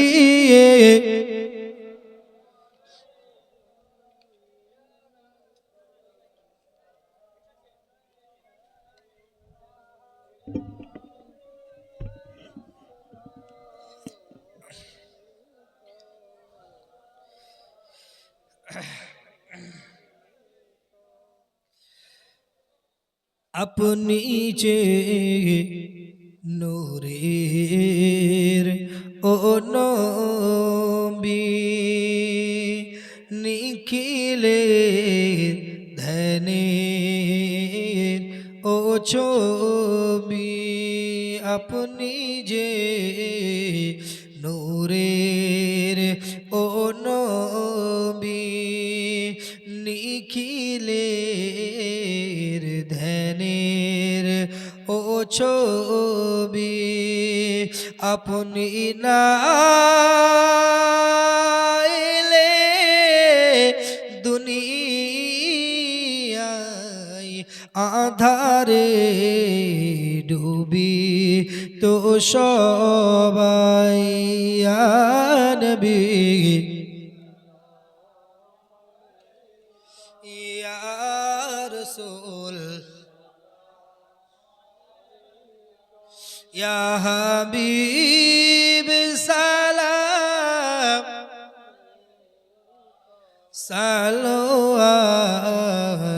সালাওয়াতুল্লাহ,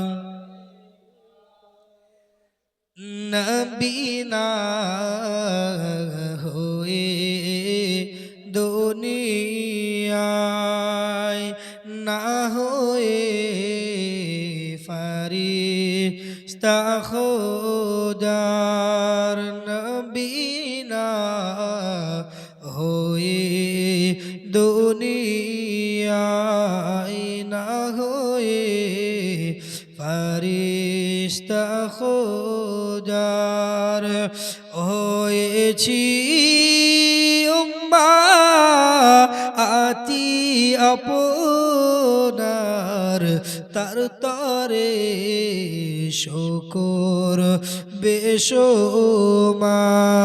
ইয়া নবী ইয়া রাসূল সালাম, ইয়া হাবিব সালাম সালাওয়াতুল্লাহ,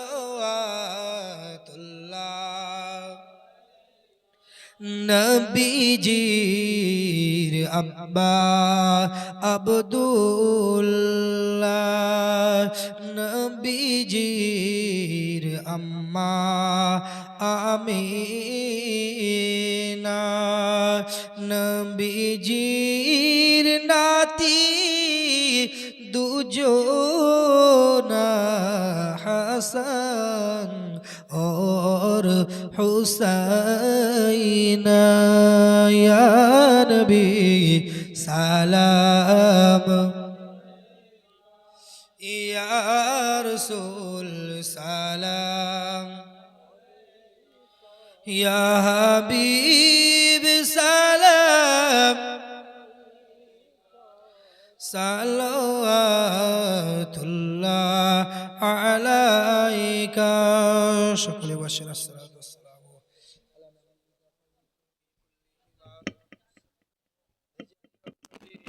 আলা সালাম बरगुज़िदा नबी पर अपनी मदद